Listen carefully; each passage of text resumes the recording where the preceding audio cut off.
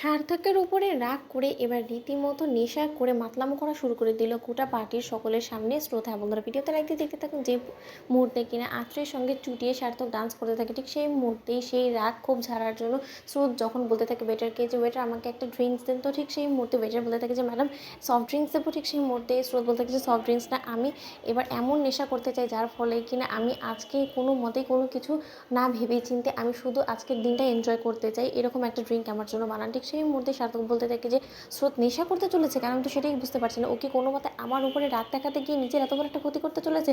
এবার যদি ও কোনো মতে নিজেকে কন্ট্রোল করতে না পারে, ও যদি মাতলামো করা শুরু করে দেয়, তখন আমি ওকে কী করে সামলাবো? ও তো রীতিমতো বেসামাল হয়ে পড়বে।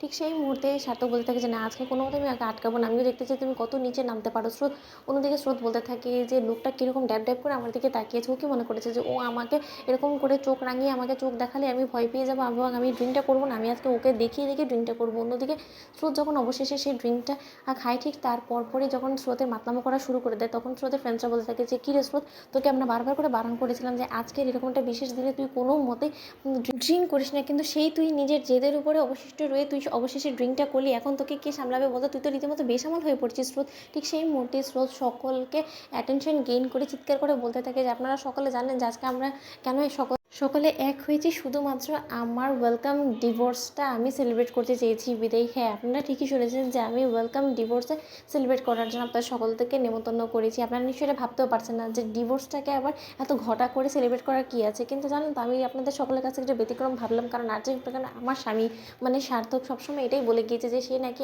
আমাকে তার জীবনে পেয়ে রীতিমতো তার জীবনটা রীতিমতো উচ্ছন্নে চলে গিয়েছে, তার জীবনে সবথেকে বড় একটা সর্বনাশের কারণ হয়ে দাঁড়িয়েছি আমি রীতিমতো তার জীবনে অপয়াসী, এরকমভাবে আমাকে অ্যালিগেশনস দিয়েছে। কিন্তু তার জন্য আমি ভাবলাম যে যখন চলে যাব তার জীবন থেকে, তাহলে নিশ্চয়ই সেটা চিরস্মরণীয় করে রাখাটাই আমার জন্য বেটার। তার জন্যই তার জীবনে এই দিনটাকে চিরস্মরণীয় করে রাখার জন্য আমি এত বড় একটা ঘটা করে আয়োজন করেছি। ঠিক সেই মুহূর্তে সার্থকের ফ্রেন্ডসরা বলতে থাকে যে স্যার আপনি প্লিজ গিয়ে একটু স্রোতকে কন্ট্রোল করুন না। ঠিক সেই মুহূর্তে সার্থক বলতে থাকে ওর ফ্রেন্ডসদেরকে, কেন যখন তোমাদের সামনে দাঁড়িয়ে দাঁড়িয়ে ও ড্যাব ড্যাব করে এই ড্রিঙ্কটা করছিল তখন তোমরা আটকাতে পারোনি, তখন যখন তোমরা ওকে বাধা দাওনি, তাহলে এখন কেন এরকম করে কথা বলছো বলো তো?